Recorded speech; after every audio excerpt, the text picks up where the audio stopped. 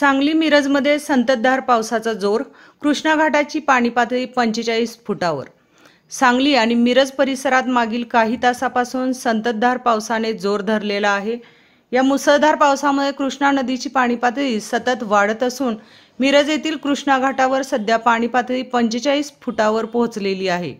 नदीकाठच्या परिसरात प्रशासनाने सतर्कतेचा इशारा दिला असून नागरिकांनी नदीच्या आसपास न जाण्याचे आवाहन करण्यात आले आहे।